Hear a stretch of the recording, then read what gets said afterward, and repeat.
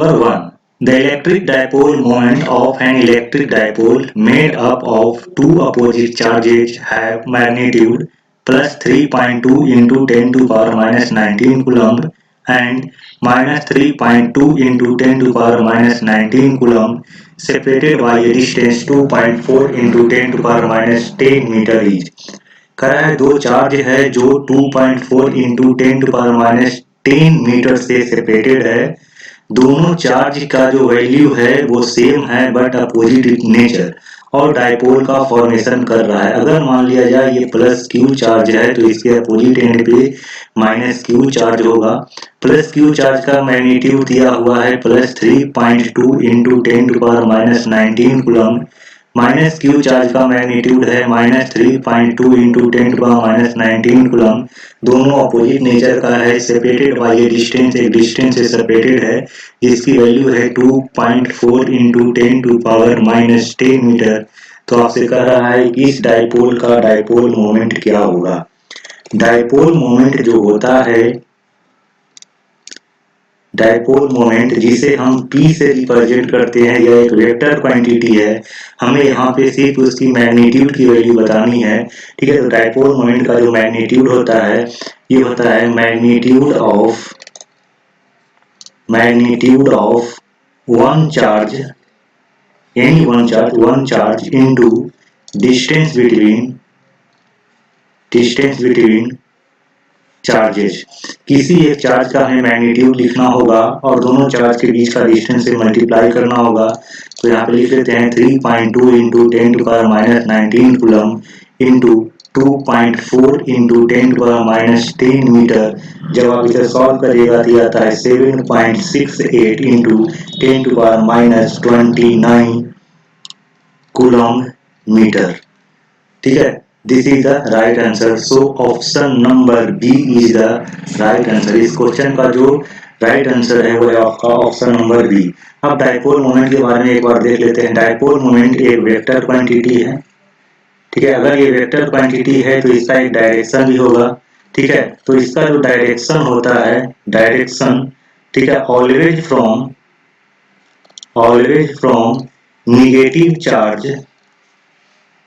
Negative charge to positive charge, ठीक है। Dipole moment का जो डायरेक्शन होता है वो हमेशा नेगेटिव चार्ज से पॉजिटिव चार्ज की तरफ होता है। चलिए नेक्स्ट क्वेश्चन नंबर 2 कहता है identical drops each of capacity 5 microfarad combined to form a big drop, ठीक है। इस क्वेश्चन में एक प्रिंटिंग मिस्टेक है, यहाँ पे 64 आइडेंटिकल ड्रॉप्स होंगे, यहाँ पे है ना 64।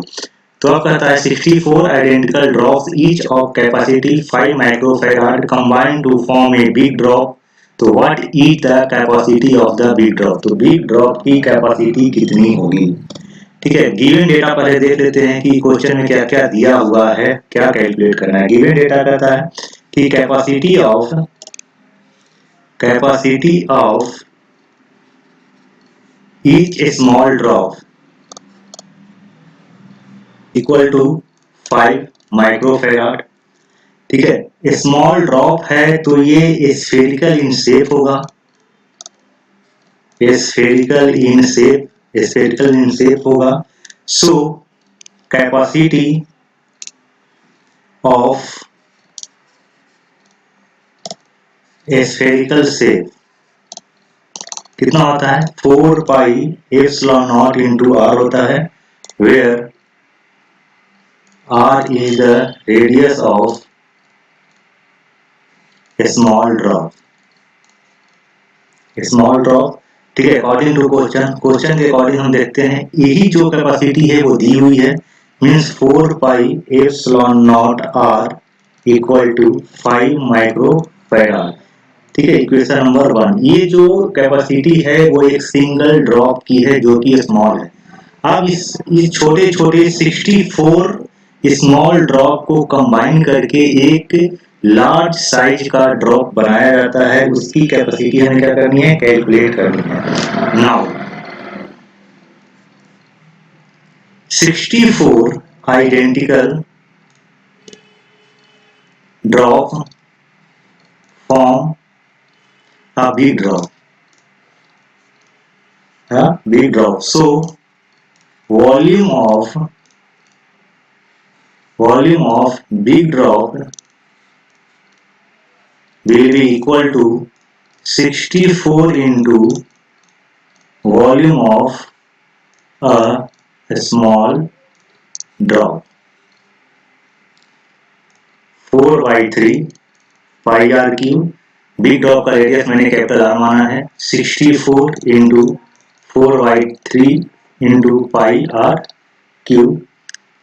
पाई आर 4/3 से 4 पाई से pi cancel out, R cube equal to हो गया 64 स्मॉल आर का क्यूब। So capital R will be equal to 4r। ठीक है, now capacity of big drop की कैपेसिटी कितनी हो जाएगी, 4 pi epsilon not into are. Value put कर लीजिए, 4 पाई एप्सिलॉन नॉट, आर की वैल्यू कितनी है, 4r है, तो 4 into R equal to 4 into 4 pi epsilon not into R. ठीक है, 4 pi epsilon not into R की वैल्यू कितनी है, यहाँ पे देखिए 5 माइक्रोफैराड है, तो 4 into 5 microfarad will be equal to 20 microfarad, and this is the right answer. So option number B is the right answer. जो 64 आइडेंटिकल ड्रॉप, छोटे छोटे आइडेंटिकल ड्रॉप को मिला करके जिसकी एक सिंगल की कैपेसिटी 5 माइक्रोफैराड है, मिलाने के बाद जो लार्ज साइज का ड्रॉप बनेगा उसकी कैपेसिटी कितनी होगी, 20 microfarad. Number 3, kilowatt hour is the unit of. Kilowatt hour जो है वो यूनिट है एनर्जी की, यूनिट ऑफ एनर्जी। ठीक है, कौन सी एनर्जी की, तो इलेक्ट्रिकल एनर्जी की ये यूनिट होती है। ठीक है, this is also called commercial unit of electricity. ठीक है, और आपको ये भी ध्यान रखना चाहिए कि 1 किलोवाट आवर जो होता है वो 1 यूनिट के बराबर होता है। जो हमारे घर में मीटर जो रीडिंग शो करता है वो यूनिट में शो करता है। ठीक है, और 1 किलोवाट आवर 1 यूनिट के बराबर होता है। So kilowatt hour is the unit of energy. Option A is the right answer. The algebraic sum of all the current meeting at any point in an electrical circuit is। ठीक है, ये जो statement है ये Kirchhoff first law का statement है, Kirchhoff first law का statement है। किरचॉफ फर्स्ट लॉ को Kirchhoff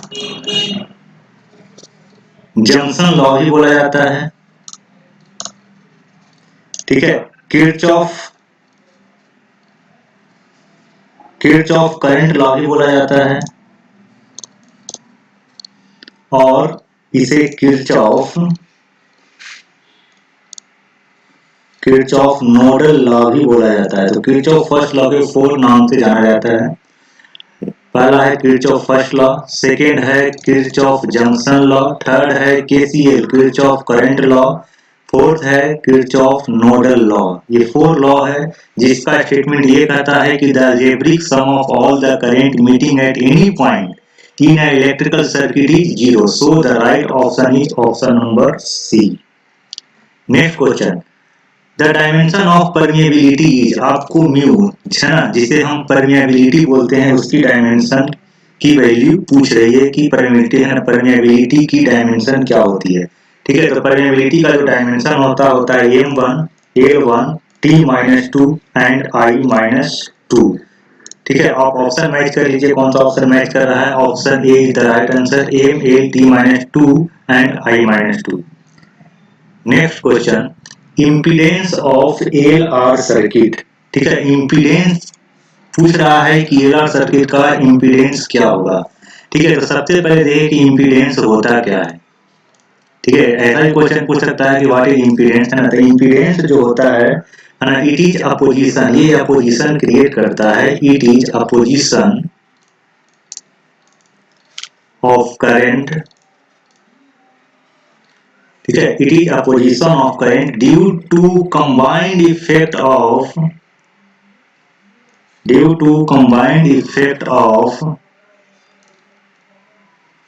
effect of resistance, capacitance and inductance, ये तीन जो कंपोनेंट है उसका कंबाइंड इफेक्ट जो अपोजिशन क्रिएट करता है, उस अपोजिशन को इम्पीडेंस कहा जाता है। और इम्पीडेंस का जो यूनिट होता है ये ओम होता है।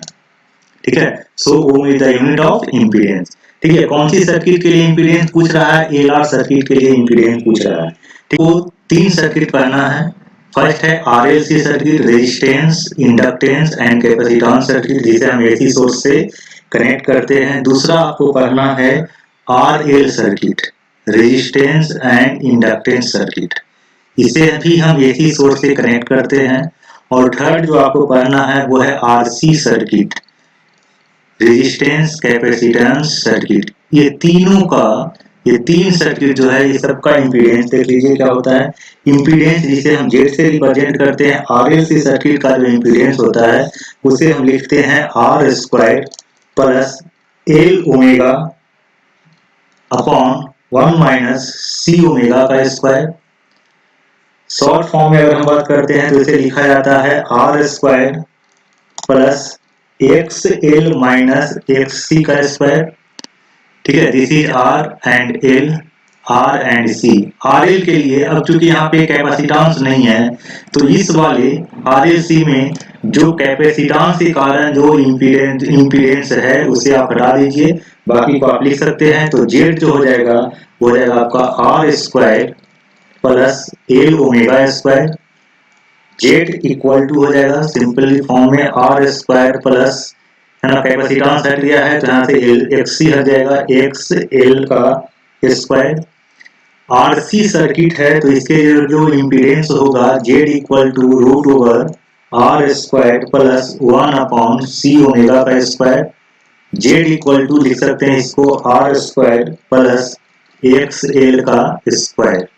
ठीक है, अब ऑप्शन मैच कर सकते हैं। किसका पूछ रहा है? आरएल सर्किट का पूछ रहा है। तो आरएल सर्किट का इम्पीडेंस क्या होता है? Z equal to root over R square plus X L का स्क्वायर या फिर R square plus A omega का whole square.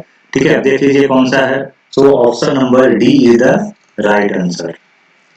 Next question, the direction of propagation of electromagnetic wave is. आपको इलेक्ट्रोमैग्नेटिक वेव की डायरेक्शन पूछ रहा है। ठीक है, तो देखिए इलेक्ट्रोमैग्नेटिक वेव का जो फॉर्मेशन होता है ये होता है with the help of electric field and magnetic field. Electric field और magnetic field both are perpendicular to each other. ये दोनों के हेल्प से जो इलेक्ट्रोमैग्नेटिक वेव का फॉर्मेशन होता है, वो इलेक्ट्रोमैग्नेटिक वेव जो होता है वो perpendicular to the both electric field and magnetic field, ये दोनों के डायरेक्शन के परपेंडिकुलर होता है। ठीक है, this is the direction of electromagnetic waves. ठीक है, अब आप देखिए ऐसा तो कहीं स्टेटमेंट लिखा हुआ नहीं है कि perpendicular to the both electric and magnetic field. आपको जो बताना है वो पैरेलल के फॉर्म में बताना है ना, पैरेलल टू बी। बी का पैरेलल है? बिल्कुल नहीं, बी के परपेंडिकुलर है। ठीक है, पैरेलल टू ये भी गलत है क्योंकि परपेंडिकुलर टू इलेक्ट्रिक फील्ड है। ठीक है, अब आपको देखना है कि parallel to B cross E होगा या फिर parallel to E cross B होगा। यहाँ पे क्रॉस प्रोडक्ट है। ठीक है, और डायरेक्शन ऑफ क्रॉस प्रोडक्ट है ना, डायरेक्शन ऑफ क्रॉस प्रोडक्ट हम राइट हैंड कर्व रूल से देते हैं। ठीक है, अगर हम बी क्रॉस ई यूज करते हैं तो आपको राइट हैंड का फॉर्म जो 4 फिंगर है उसे बी की तरफ रखना होगा और ई की तरफ रोटेट करना होगा। तो जो थंब का डायरेक्शन होगा वो इलेक्ट्रोमैग्नेटिक फील्ड का डायरेक्शन बताएगा। अगर आप इस बी क्रॉस ई करते हैं तो थंब का जो डायरेक्शन है वो इस डायरेक्शन में जाएगा। ठीक है, जो कि गलत है। ठीक है, तो ये ऑप्शन भी गलत हो जाएगा। सो द राइट आंसर क्या हो जाएगा? Parallel to E cross B, E cross B. ठीक है, तो जो आप राइट हैंड के जो 4 फिंगर हैं उस 4 फिंगर को ई के तरफ रखेंगे और उसे बी के तरफ रोटेट करेंगे। अगर थंब की डायरेक्शन इस डायरेक्शन में आ रही है जो कि आएगी ही, है ना, तो पैरेलल क्या हो जाएगा? Parallel to E cross B. तो हमारा है ना, तो जो इलेक्ट्रोमैग्नेटिक वेव का जो डायरेक्शन होता है वो पैरेलल किसके होता है? ई क्रॉस बी के पैरेलल होता है। या फिर हम ऐसे ही बोल सकते हैं कि perpendicular to the both electric field and magnetic field. Question number 8, when a ray of light enters a glass slab its wavelength. ठीक है, ये ग्लास का स्लैब है, इस पे एक रे ऑफ लाइट इंटर कर रही है। This is air medium and this is glass medium. ये लाइट जो है वो इंटर कर रही है ग्लास मीडियम में, तो कहता है इसका वेवलेंथ क्या होगा। ठीक है, इंक्रीज करेगा, डिक्रीज करेगा, रिमेन अनचेंज होगा या डेटा नॉट कंप्लीट है। ठीक है, तो देख लेते हैं, है ना। चलिए, अब चूंकि ये एयर है और ये ग्लास है, तो हम बात करेंगे सबसे पहले रिफ्रैक्टिव इंडेक्स का। ठीक है, दोनों दो मीडियम है, अगर ये मीडियम 1 है और ये मीडियम 2 है, ठीक है, तो एयर का रिफ्रैक्टिव इंडेक्स μ1 अगर है और ग्लास का रिफ्रैक्टिव इंडेक्स μ2 अगर है, ठीक है, तो रिफ्रैक्टिव इंडेक्स ग्लास का ज्यादा होता है, μ2 ग्रेटर देन क्या हो जाएगा, μ1 होगा। ठीक है, अब देखिए, अब चूंकि रिफ्रैक्टिव इंडेक्स म्यू जो है वो होता है c/v। c क्या है, velocity of light in vacuum, velocity of light in vacuum. और v क्या है, velocity of light, velocity of light in medium. ठीक है, velocity of light in vacuum जो 3 × 10⁸ मीटर पर सेकेंड होता है, ये कांस्टेंट है। तो अगर ये टर्म कांस्टेंट है, c कांस्टेंट है, तो जो रिफ्रैक्टिव इंडेक्स म्यू होगा वो इनवर्सली प्रोपोर्शनल टू 1/v होगा। या फिर हम यही कह सकते हैं कि velocity of light in medium is directly proportional to 1 refractive index mu होगा।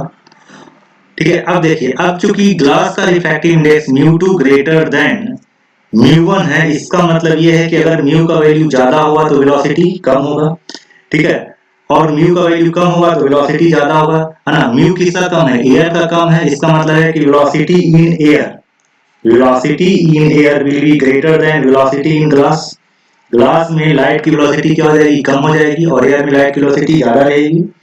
ठीक है, चलिए, अब एक और फॉर्मूला हम जानते हैं कि वी नो डेट, हम जानते हैं कि v इक्वल टू क्या होता है, n इंटू लैम्डा होता है। n क्या है, दिस इज फ्रीक्वेंसी। ठीक है, और फ्रीक्वेंसी है ना, जो कि मीडियम पे डिपेंड नहीं करता, मीडियम पे डिपेंड नहीं करता है। किस पे डिपेंड करता है, ये सोर्स पे डिपेंड करता है। चूंकि सोर्स सेम है तो फ्रीक्वेंसी सेम रहेगा, फ्रीक्वेंसी सेम रहेगा, इसका मतलब ये है कि जो वेलोसिटी है वो डायरेक्टली प्रोपोर्शनल टू वेवलेंथ होगा।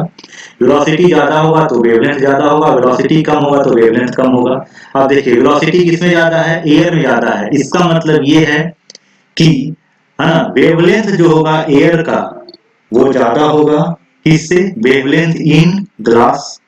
अब आप चेक कीजिए, जैसे ही लाइट एयर से ग्लास में इंटर करती है उसकी वेवलेंथ क्या होती है, कम होती है, मींस डिक्रीज करता है। So right answer is option number B, when ray of light enters in the glass slab its wavelength will be decrease. The value of amplitude modulation index. ठीक है, एम्पलीट्यूड मॉड्यूलेशन इंडेक्स की value होती है, वो lie करती है between 0 to 1। So right answer is option number C. Number 10, boolean expression for NOR gate. NOR gate जो है वो दो गेट के कॉम्बिनेशन से बनता है। कौन से दो गेट की कॉम्बिनेशन होता है, दो गेट होता है और प्लस नॉट। ये दो गेट को जब हम कंबाइन करते हैं तो नॉर गेट बनता है। देखिए, इसका डायग्राम देख लेते हैं, है ना। और गेट है उसे हम बनाते हैं कुछ इस टाइप से। ठीक है, इधर आउटपुट रहता है, इधर इनपुट रहता है।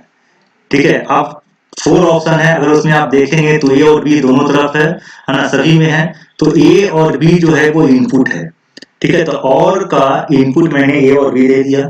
ठीक है, दिस इज और गेट। और का जो आउटपुट है, ठीक है, और का जो आउटपुट है उससे कनेक्ट होता है आपका नॉट गेट,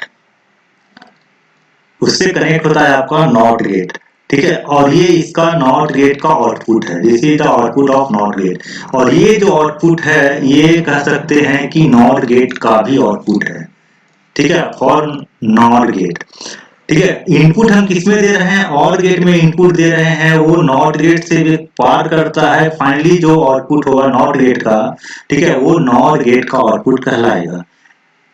ठीक है, अब इसमें ध्यान से देखिए, ए और बी, जो और में मैंने इनपुट दिया था उसका जो आउटपुट होता है वो आउटपुट होगा ए प्लस बी। ठीक है, और ए प्लस बी जो और गेट का आउटपुट है वो नॉट गेट के लिए इनपुट की तरह बिहेव करेगा। अब चूंकि ये नॉट गेट का इनपुट a प्लस बी है तो इसका जो आउटपुट आएगा वो आएगा a प्लस बी के बार। ठीक है, तो हमें क्या पता करना था, नॉट गेट का आउटपुट। अब ये बताइए कि आउटपुट जो आया है नॉट गेट का वो क्या बता रहा है, a प्लस बी का बार। अब आप चेक कीजिए, ऑप्शन में जो बाई है वो आउटपुट रिप्रेजेंट करता है, a और b है वो इनपुट है।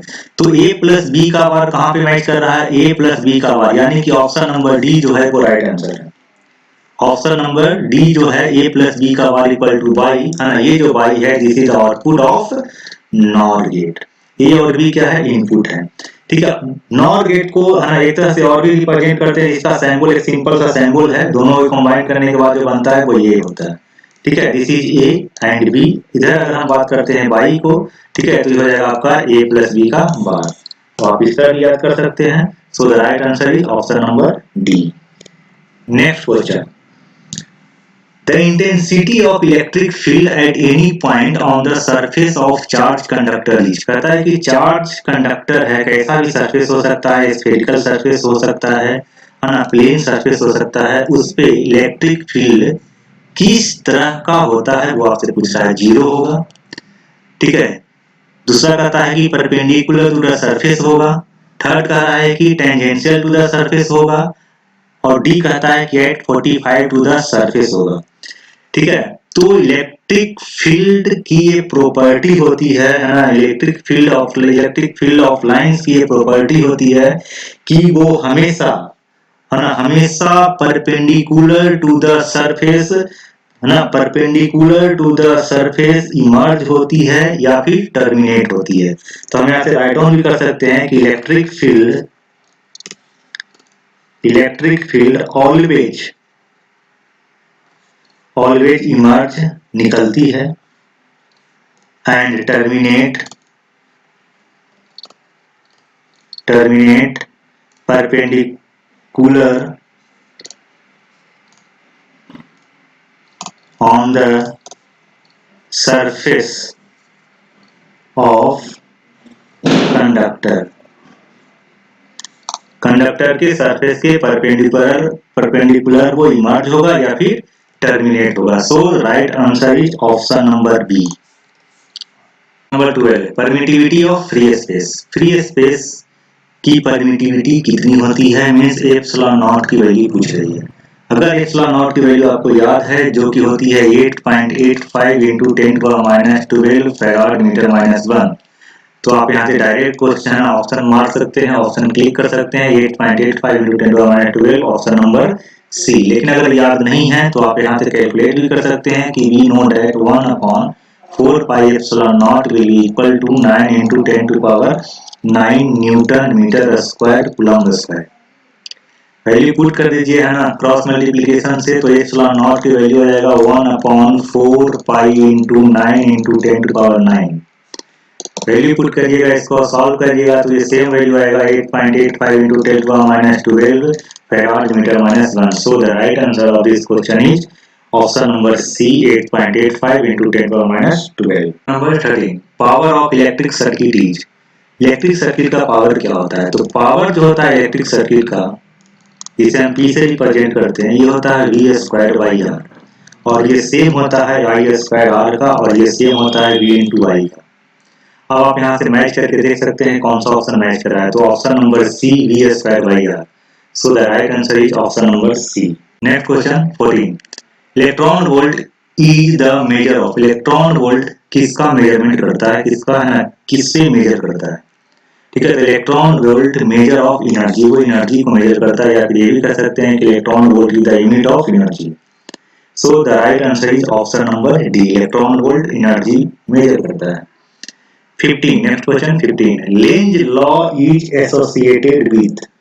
लेंज लॉ किससे एसोसिएटेड है, तीन ऑप्शन है, चार्ज, मास एंड एनर्जी से। ठीक है, तो लेंज लॉ जो है वो एसोसिएटेड है आपका चार्ज से। ठीक है, लेंज लॉ जो है वो चार्ज से एसोसिएटेड है। So the right answer is option number A. Next question 16, the final image in astronomical telescope is. Astronomical telescope में फाइनल इमेज कैसा होता है, 4 ऑप्शन दिया हुआ है। ठीक है, देखेंगे है ना, ए कहता है रियल एंड इरेक्ट, बी कहता है रियल एंड इन्वर्टेड, सी है वर्चुअल एंड इन्वर्टेड, डी है वर्चुअल एंड इरेक्ट। ठीक है, चलिए तो सबसे पहले ये देखते हैं कि एस्ट्रोनॉमिकल टेलीस्कोप होता क्या है। ठीक है, तो एस्ट्रोनॉमिकल टेलीस्कोप एक ऑप्टिकल डिवाइस है, एक ऑप्टिकल डिवाइस है। किस लिए यूज किया जाता है? ठीक है, तो use to see the dish, है ना, मैग्नीफाइड, इसे हम मैग्नीफाइड इमेज को देखते हैं, magnified image of for distant object, बहुत ही दूर जो ऑब्जेक्ट होता है उसका मैग्नीफाइड इमेज देखने के लिए एस्ट्रोनॉमिकल टेलीस्कोप यूज किया जाता है। ठीक है, इसमें जो इमेज बनता है, जो फाइनल इमेज बनता है वो रहता है आपका वर्चुअल, वर्चुअल रहता है, मैग्नीफाइड रहता है एंड इन्वर्टेड रहता है। अब आप मैच कर लीजिए। ठीक है, मैच कर लीजिए क्या, वर्चुअल एंड इन्वर्टेड, यानी कि option number C virtual and inverted, तीन प्रॉपर्टी होता है, virtual, magnified and inverted. So right answer is option number C. ठीक है, final image in astronomical telescope is virtual and inverted, option number C. Question number 17, when two converging lens of same focal length f and concave then focal length of the combination, इस question में थोड़ा सा error है, typing mistake है। ठीक है, two converging lens of same focal length F, F placed in, यहाँ पे प्लेस्ड इन होना चाहिए, placed in contact then the focal length of the combination is, करना क्वेश्चन कहता है कि दो कन्वर्जिंग लेंस है जिसका फोकल लेंथ एफ है, उसे एक साथ रखा गया है, कांटेक्ट में रखा गया है, तो जब कांटेक्ट में रखने के बाद जो नया लेंस बनेगा उस लेंस का फोकल लेंथ कितना होगा?